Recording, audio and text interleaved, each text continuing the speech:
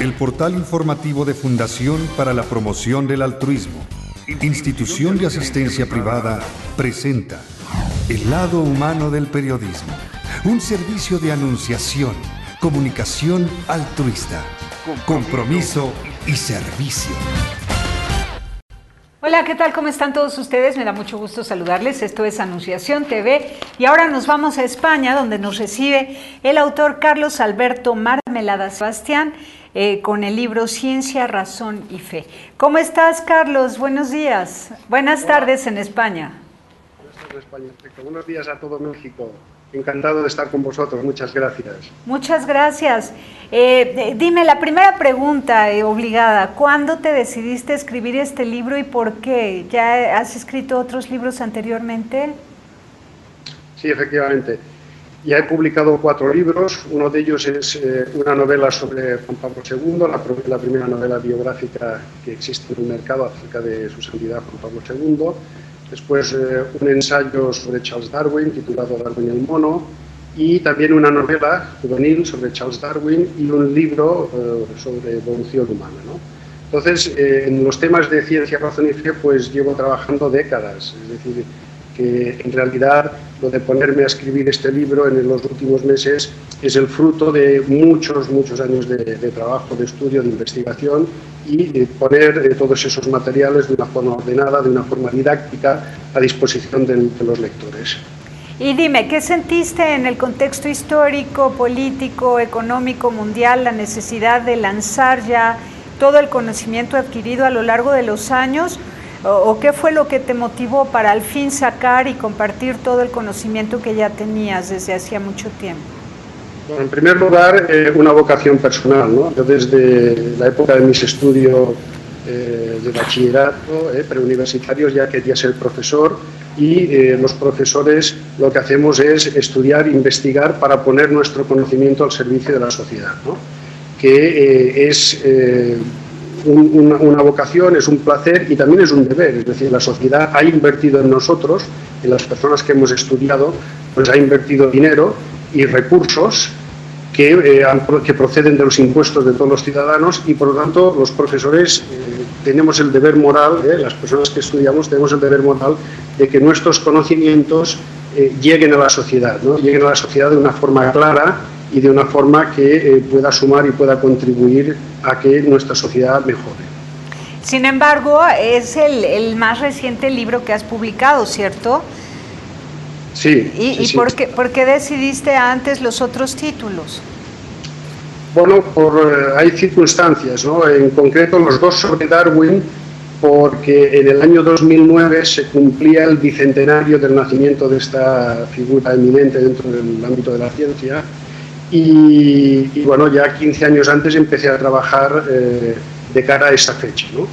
Y después, bueno, el libro de Juan Pablo II me lo encargó Editorial Secotia, a partir del momento en que se supo que se iba a llevar a cabo la canonización, la beatificación, perdón, de su santidad. La canonización esperamos que sea pronto, quizá en el mes de octubre de este mismo año, quizá un poquito más adelante.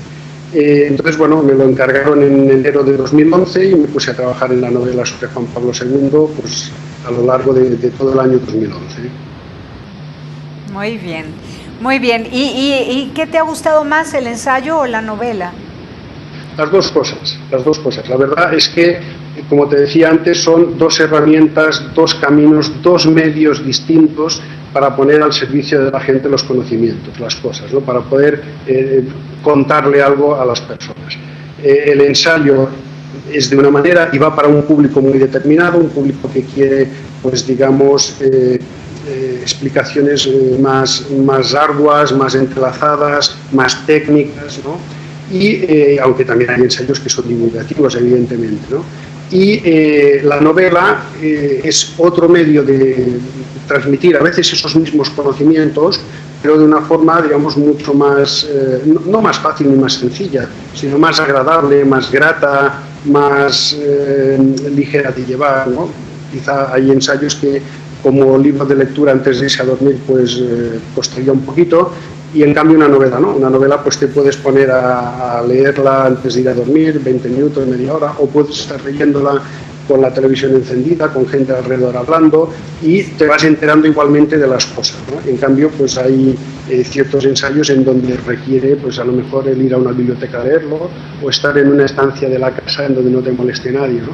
Por lo tanto, son dos formas distintas de comunicar y a mí me apasionan y me encantan las dos, como dar clases también. Qué bueno, me da muchísimo gusto. ¿Y te atreverías, después de haber escrito un ensayo tan importante y arduo, difícil, complejo como el tema Ciencia, Razón y Fe, a escribir nuevamente novelas o algún otro estilo literario como cuentos, poesía quizás? Sí. De hecho, tengo varias novelas en las que estoy trabajando desde hace ya años, pero que he tenido que ir dejándolas aparcadas. Algunas están ambientadas en la Segunda Guerra Mundial para explicar pues ese periodo histórico, para explicar la esencia del nazismo, cómo puede ser posible que pues entre seres humanos tan racionales y tan cultos, como es el pueblo alemán y todo esto, pues haya podido emerger una visión del mundo tan nefasta, ¿no? Pues eso que parece difícil de entender, pues lo intento explicar a través de una novela, ¿no? En vez de hacerlo a través de un ensayo, que como te digo, yo creo que iría para un público más reducido. A través de una novela, en cambio, está abierto a muchos más lectores, ¿no? Y sin embargo la finalidad es la misma. Después, bueno, hay otros temas que trato en otras novelas, incluso también estoy trabajando en algún punto infantil, porque un profesor quiere llegar a todos los públicos. Muy bien. ¿Qué asignatura impartes y en qué universidad? Pues ahora mismo estoy impartiendo clases en educación secundaria preuniversitaria, de filosofía, de historia de la filosofía, de psicología, de sociología, de ciencias del mundo contemporáneo y también de religión. Y durante 4 años he estado trabajando en una universidad en donde he impartido clases de psicología evolutiva, psicología del desarrollo y psicología de la educación. Muy bien, ¿tu carrera cuál es? Filosofía y ciencias de la educación. Qué bien, pero has abarcado también el campo de la psicología, que es hija de la filosofía, ¿no? Bueno, todas las disciplinas científicas, de uno u otro, son hijas de la filosofía. La filosofía fue el conocimiento madre, como bien sabes, ¿no? Que emerge en Grecia, en Jonia, en el siglo VI a.C., y con el paso de los siglos, de ahí se van, de la filosofía como mater, como madre, como raíz, se van desgajando las ciencias positivas, la física, la química, etcétera, y después, en los ámbitos de las ciencias, la psicología del siglo XIX, efectivamente. Muy bien, pues me da muchísimo gusto que tengas el arrojo de compartir el conocimiento y que te atrevas a tratar el tema de ciencia, fe y razón en un mundo que necesita romper el hielo entre estas 3 materias que tienen un eje transversal. Platícanos un poco sobre esto, lo que va uniendo y tejiendo, hilvanando para que sean una misma cosa, ciencia, fe y razón en el ser humano. Bueno, es que arranca precisamente de lo último que acabas de decir, ¿no? Del ser humano. Generalmente este tema, el de la ciencia, la fe y la razón, se acostumbra a enfocar desde el punto de vista de las disciplinas, ¿no? Las disciplinas científicas, las filosóficas, las teológicas, y a ver cómo entroncan, ¿no? A ver cuáles son los métodos de investigación en unas, los métodos en otras, a ver el rigor, la forma lógica de discurrir de las unas y las otras, para intentar encontrar puntos de comunión, ¿no? Puntos en que se puede decir, mira, ¿ves? Pues no son tan heterogéneas o no son tan dispares y tal. Yo lo enfocaría desde lo último que tú acabas de decir, desde el ser humano. Precisamente, el ser humano queremos encontrar explicaciones a todo. Y nos damos cuenta que hay unas cosas que necesitan un tipo de explicación. Entonces nace la ciencia. Hay otras cosas que necesitan otro tipo de explicación, y ahí tenemos la filosofía.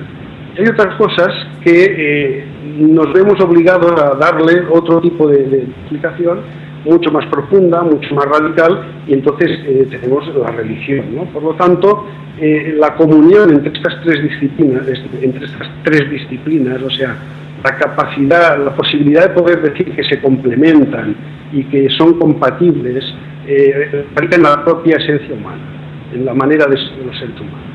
Que queremos explicar por qué se producen los rayos, por ejemplo, o la luna llena, ¿no? O sea, tú ahora imagínate hace 100.000 años o hace 1.000.000 de años los seres humanos en una noche despejada observando la luna llena. Seguro que se preguntaban por qué está eso ahí, ¿no? o porque caían los rayos y se incendiaban bosques, etcétera, ¿no? Y bueno, pues esto la ciencia no lo puede explicar. ¿Cuál es el sentido de la vida humana? Por ejemplo, pues hombre, esto será la filosofía. ¿Cuál es el fundamento último de la realidad? ¿Cómo es Dios? ¿Cuál es nuestra relación con Dios? Pues eso será la religión, ¿no? Por lo tanto, son tres modos de conocer la realidad. Muy bien, pues te agradezco mucho y te pido que vayamos un corte y regresamos contigo. No te vayas, por favor, Carlos. Volvemos. Okay.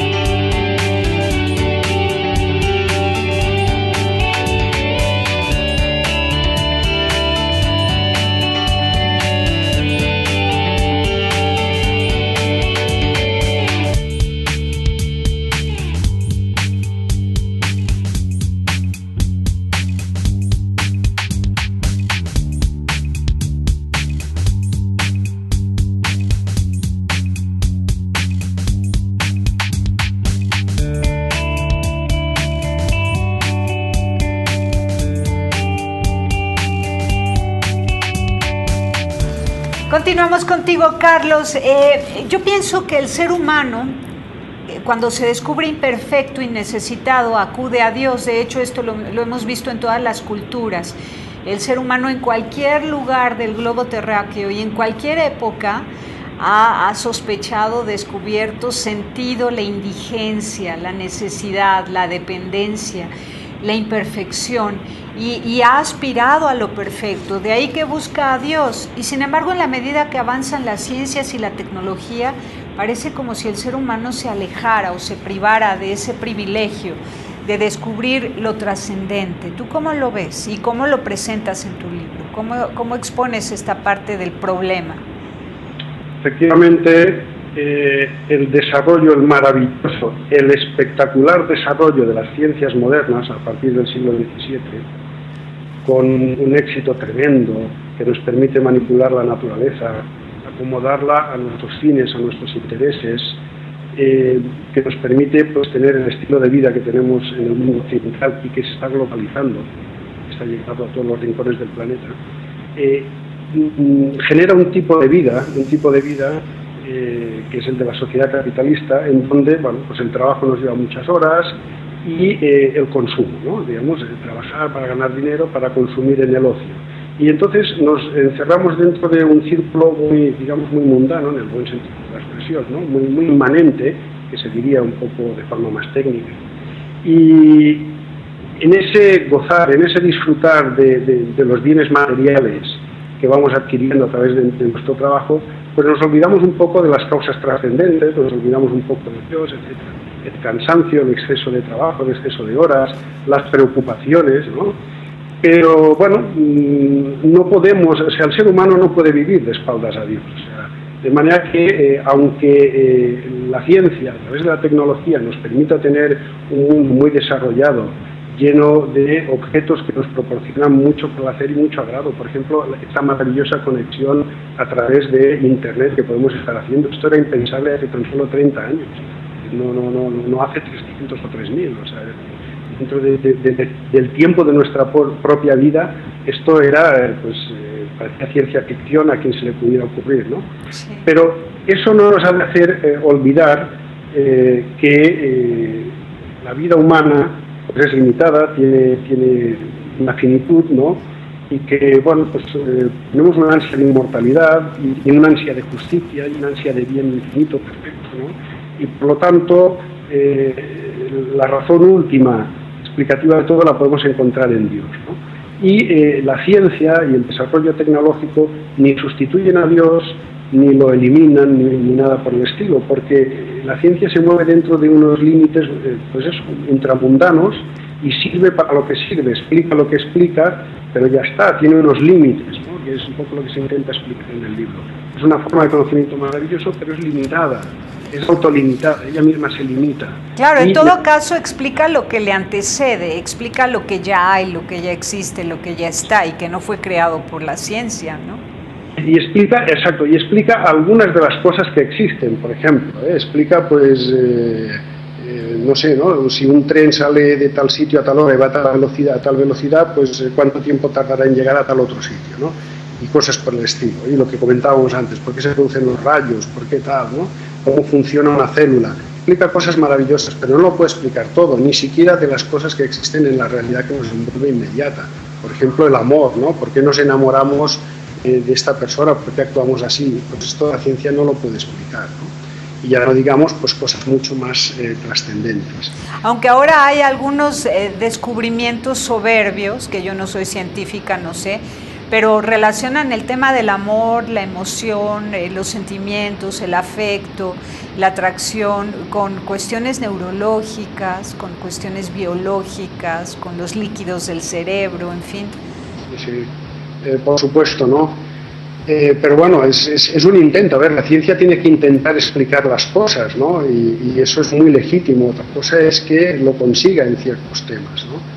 Incluso Dios se intenta explicar desde un punto de vista científico como un mero producto del cerebro, de la actividad cerebral, ¿no? Sí, cuando se habla de la célula de Dios encontrada en el mundo, ¿no? Exacto, el gen de Dios, Sí.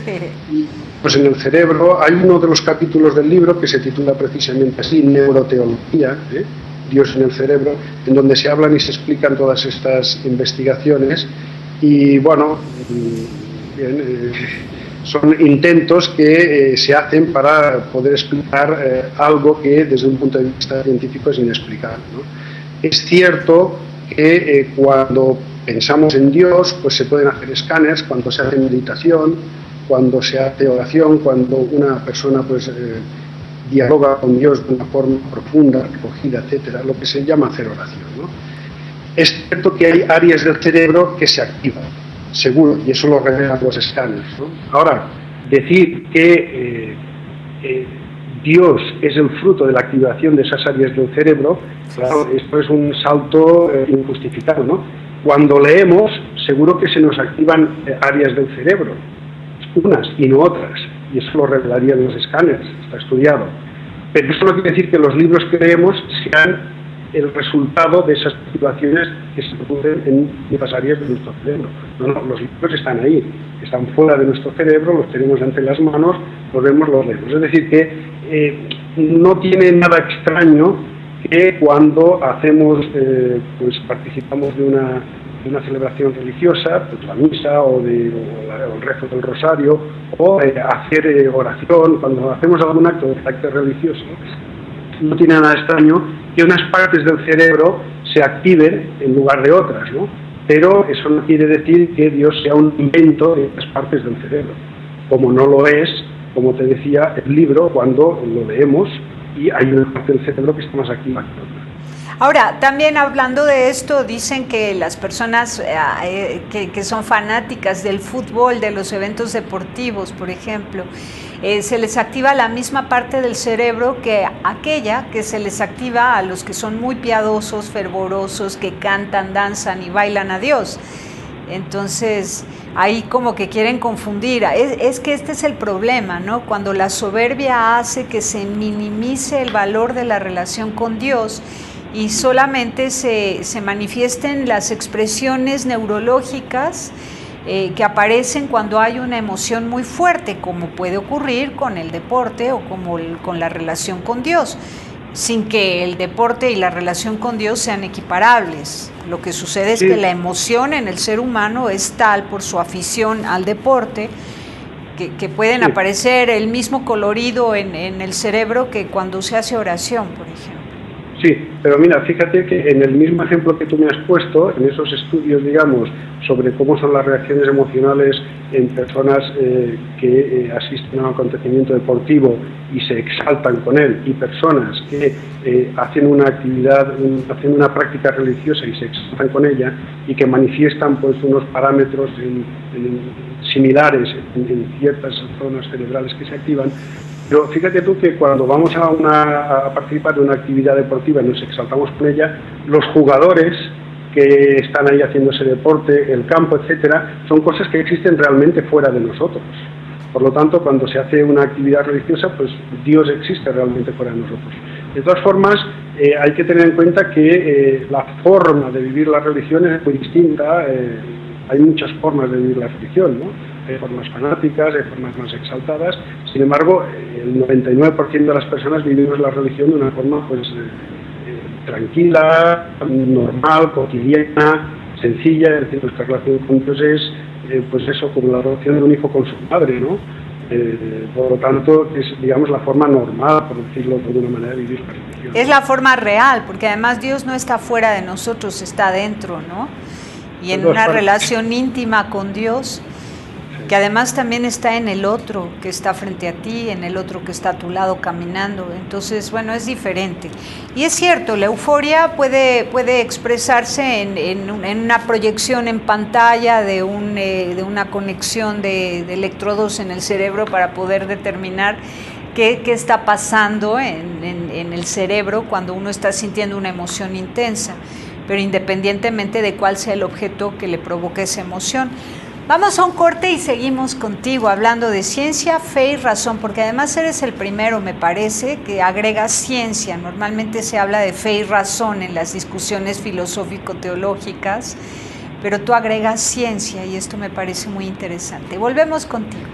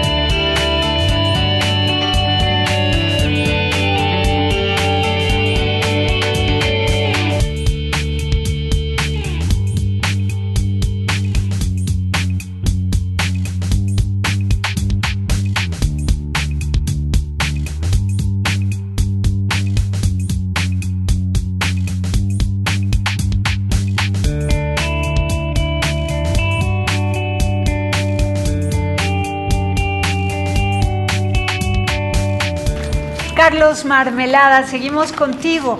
Te decía que me llama la atención y me gusta y celebro que hayas agregado ciencia a fe y razón. No solamente fe y razón, que es la discusión de los últimos tiempos, sino ciencia. Normalmente pues hemos visto a grupos de católicos en distintas partes del mundo debatiendo sobre los temas de la vida desde el punto de vista de la bioética. Ahora tú te metes de lleno en lo que es toda la ciencia, no solo la bioética. Y en tu libro nos hablas de si se puede ser creyente, no obstante ser un supercientífico, y nos hablas de muchas otras cosas más donde se nota, en verdad, que la ciencia sin fe y razón es patológica, puede generar patología social incluso, ¿no? Cuando se pretende explorar, por ejemplo, el tema de la clonación humana, pues eso ya es una provocación que puede generar alteraciones mentales a nivel social. Platícanos de esto. ¿Cómo agregas ciencia a fe y razón y cuál es tu intención y cómo lo vas logrando para que quede claro que los tres campos de desarrollo integral en el ser humano son compatibles y necesarios, no solo compatibles, necesarios? Sí, si queremos tener una auténtica cosmovisión que nos permita entender realmente el universo en su conjunto y el lugar del hombre en el universo, necesitamos saber armonizar estos tres ámbitos: ciencia, fe y filosofía. Entonces, en realidad, tanto la ciencia como la teología como la filosofía son racionales las tres. Lo que pasa es que son tres tipos de racionalidad distintas, o sea que el título del libro bien podría haber sido ámbitos de la racionalidad humana, ¿no? Pero claro, ese título sería muy feo, ¿no? Es poco atractivo, tiene un poco gancho comercial, ¿no? Por lo tanto, tenemos que el hombre es un ser racional por naturaleza y la ciencia es una forma de racionalidad, la filosofía es otra forma de racionalidad distinta, pero no es ni mejor ni peor, y la teología igual. La teología es racional también, trabaja a través de métodos racionales, ¿no? O sea, para los católicos creer no es algo irracional, sino que se tiene que basar en unos fundamentos racionales, ¿no? La fe, evidentemente, es creer en el testimonio, en el valor del testimonio, ¿no? Pero haber unos fundamentos racionales para que podamos creer. Este es el punto de vista de los católicos. Entonces, el libro intenta mostrar que estas tres formas de racionalidad son compatibles, que no hay una mejor que las otras dos, ni que una puede sustituir a las otras dos. ¿Por qué? Porque la realidad es rica, es plural, es compleja.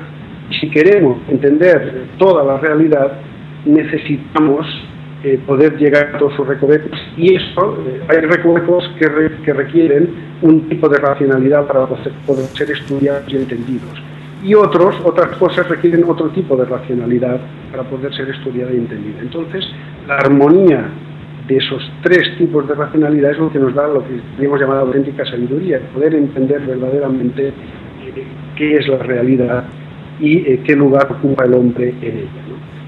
El intento, el esfuerzo del libro es ese, armonizar estos tres tipos de racionalidad. Ahora, tú también abarcas en tu vida profesional el campo de la psicología y entenderás qué pasa en la psicología de aquellos científicos que temen reconocer que Dios es amor, que Dios vive con ellos, que es quien les ha dotado de esos dones para que ellos sean capaces de explorar la ciencia, de hacer descubrimientos, de dar explicaciones a las cosas que existen. ¿Qué pasa en su psicología? Razón por la cual ellos no están dispuestos para incluir en su discurso el tema de Dios. Bueno, una de las cosas que trato en el libro es precisamente que no es cierto, digamos, que dentro de la comunidad científica la mayoría sean ateos. O sea, esta idea un poquito de que, bueno, la ciencia es atea por naturaleza y los científicos son mayoritariamente ateos. No es así. Dentro de la comunidad científica se reproduce lo que encontramos en las sociedades occidentales, ¿no? Pues hay científicos ateos, hay científicos agnósticos y hay científicos creyentes, y los hay en un gran número. Y dentro de los científicos creyentes, pues los hay que creen en una divinidad, en algo sobrenatural, sin concretar en qué y sin tener una religión. Otros son científicos creyentes musulmanes que creen en Alá, etcétera, y han ganado premios Nobel, y otros son científicos creyentes cristianos, y dentro de los cristianos pues los hay protestantes, los hay católicos, es decir, que dentro del mundo de la ciencia se reproduce lo que encontramos en la sociedad en general. Por lo tanto, es un mito el pensar que en la actualidad, pues, o sea, que la ciencia hace innecesaria la creencia en Dios, por lo tanto, que si eres un buen científico has de ser necesariamente ateo o agnóstico. Eso no es así. En el pasado, la mayoría de los científicos del pasado, el 99,9% podríamos decir que eran creyentes, siglo XVII, XVIII, XIX, y en el siglo XX, bueno, con la eclosión del ateísmo en las sociedades modernas, pues dentro del ámbito de la ciencia, que es una de las formas de conocimiento preponderantes en las sociedades modernas, pues también se dispara el número de científicos ateos. Pero no es que la ciencia sea atea, ni que los científicos lo sean. Tampoco la ciencia sirve para demostrar que Dios existe. La ciencia sirve para demostrar, por lo que decíamos antes, ¿no?, por qué se producen los rayos, por qué caen y queman el bosque, digamos. Pero no sirven para demostrar que Dios existe o que no existe. Y eso es algo que a veces algunos científicos olvidan, y a veces también para vender más libros y cosas por el estilo. Bueno, pero olvidan y mezclan cosas, mezclan el éxito de su ciencia con reflexiones filosóficas que en realidad no tendrían por qué inculcarse. Ahora, ¿crees tú que el diálogo entre religión y ciencia se frenó, y también religión, filosofía y ciencia se detuvo durante un largo trecho en la historia de la humanidad, debido a que nos enseñaron, por ejemplo, que, bueno, la Iglesia para los católicos estuvo oculta durante muchísimas décadas, ¿no?, años? Entonces no había una lectura directa del Evangelio o del Génesis, que me parece más grave todavía. Entonces, todas las alegorías, las metáforas que se utilizan en la Biblia fueron tomadas como al pie de la letra. Por ejemplo, la idea de Adán y Eva, ¿no? Entonces, como si hubieran sido creados un solo hombre y una sola mujer en todo el planeta, y entonces de ahí hubieran aparecido todas las razas, los colores, la gente, bla, bla, bla. Lo que es una alegoría se nos enseñó como un momento histórico. Ahí se pierde la confianza en la religión, y entonces quienes se dedican a la filosofía y la teología avanzan por un camino en búsqueda de la verdad que no les fue dicha por una mala formación religiosa. Ahora ya todos sabemos que Adán y Eva son una alegoría y que nos están hablando ahí de la soberbia, ¿no?, del amor de Dios y de la soberbia humana, que si no la refrenamos, si no la corregimos con amor, entonces pues vamos a perder el paraíso, que es la alegría y la felicidad finalmente de una relación abierta e íntima con Dios. ¿Qué me dices de eso? Por ejemplo, un creyente en Dios de cualquier religión puede creer en la evolución. Sí. Vamos a ver. Lo que hemos de tener presente es que en la Biblia el conjunto no es un libro de ciencias naturales ni es un texto, por lo tanto no puede ser leído desde esa perspectiva. Es decir, que la Biblia no nos va a explicar cómo suceden las cosas, ni exactamente la historia cómo ha sido, ¿no? Pero eso no quiere decir que los científicos puedan tener la arrogancia o la soberbia de decir que la teología es una forma de conocimiento, pues, digamos, pobre, rudimentaria para los ignorantes, ¿no?, y que la ciencia hace ya innecesaria la presencia de Dios, hace necesario el poder tener a Dios presente, ¿no? Y por tanto no puede tener esta arrogancia de vivir de espaldas a la filosofía y a la religión, porque la ciencia no lo puede explicar todo, o sea, no el porqué de las cosas, sino cómo funcionan ciertas cosas, para que estudian sus métodos, que ellos limitan sus métodos. Y a veces el filósofo y el teólogo tendrían un error muy grave si vivieran de espaldas a la religión, considerarla como un enemigo de la fe, como un enemigo de la religión, porque no es así. La ciencia es neutra, es aséptica. En relativo a lo que dices sobre Adán y Eva, pues bueno, hay que tener presente eso, ¿no?, que el Génesis no es un libro científico y no es un libro de historia, es un libro que nos enseña a cómo poder ir al cielo, ¿no? Que nos marca el camino para poder relacionarnos con Dios de manera que podamos cumplir con nuestro fin sobrenatural, que es dar gloria a Dios eternamente, ¿no? Y eso lo hace evidentemente en un lenguaje sencillo, simple, para que lo puedan entender todos, ¿no? Entonces un científico puede ser evolucionista y puede ser creyente, y puede ser cristiano, y puede ser católico perfectamente, y los hay. Evidentemente, siempre y cuando no extrapolemos ciertas cuestiones y las cometamos en absoluta. No digamos, por ejemplo, pues eso, ¿no? Que solo existe la materia y que por lo tanto el ser humano se reduce a sus condiciones biológicas. Que bueno, esto también no hace falta ser católico para negar esto, es decir, no te lo puedes negar. Los pensamientos son inmateriales, por ejemplo, ¿no? Y las emociones, los sentimientos. Hay una base material de las emociones, pero la emoción en sí es inmaterial, ¿no? Y los pensamientos, los conceptos son inmateriales, son entidades inmateriales, ¿no? Y por lo tanto, pues escaparían a los métodos de observación de la ciencia, los métodos. Sin embargo, son reales, existen. Lo mismo sucede con la alma humana. Los inmateriales no pueden ser estudiados por la ciencia, pero existen. Bueno, pero ¿sí crees tú que la forma de hablar de parte de la Iglesia Católica orilló a algunos aspirantes al conocimiento científico a darle la espalda a la Iglesia? Tal vez no a Dios, pero sí a la Iglesia. Y entonces el diálogo entre Iglesia y científicos pues tardó muchísimo tiempo en reconstruirse, precisamente porque pues la pedagogía de la Iglesia no fue adecuada durante aquellos años en los que de verdad el pueblo católico creía que Adán y Eva habían sido los primeros habitantes del globo terráqueo, y estoy hablando apenas hace de unas décadas. Sí, efectivamente, actualmente vivimos en 2013 y la humildad cada vez se va instalando más en todos los terrenos, ¿no? En los filósofos, en los teólogos y en los científicos, y cada vez se va comprendiendo más esta necesidad de saber escuchar al otro para poder aunar conocimientos y para poder ver en qué coinciden estas tres disciplinas más bien que en qué se distinguen, en qué se separan, ¿no?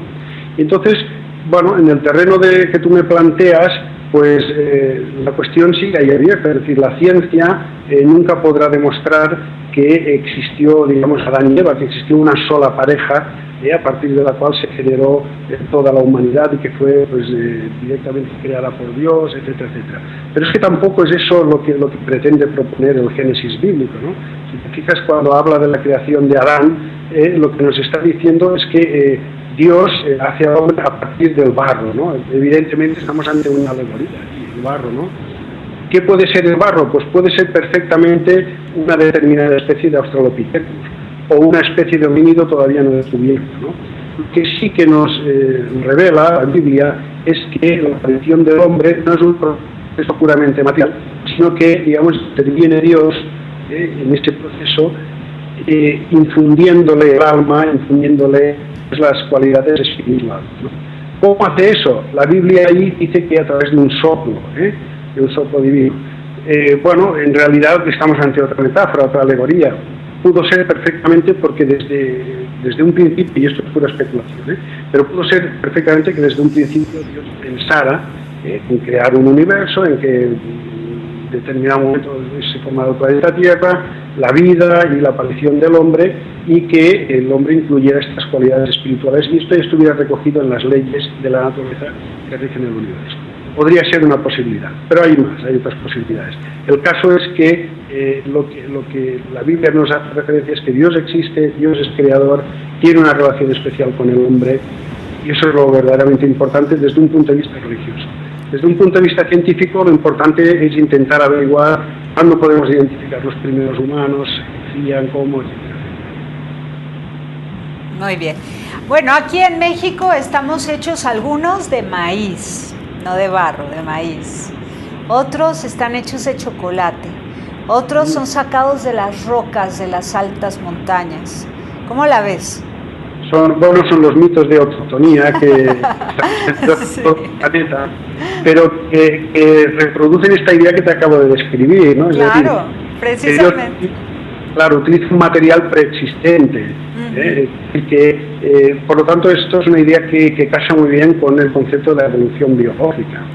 Claro. La evolución biológica es un proceso de transformación de las especies a partir del origen de la vida y hasta nuestros días, ¿no? Y mientras haya vida en el planeta, funcionará.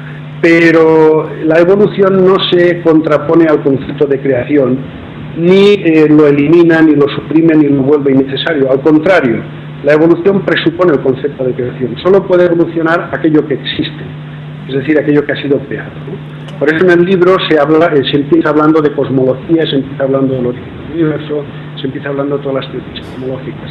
Y luego se pasa todo el tema de la evolución y de la evolución humana en concreto. Muy bien. Carlos Alberto Marmelada. ¿Y tú estás hecho de mermelada o qué?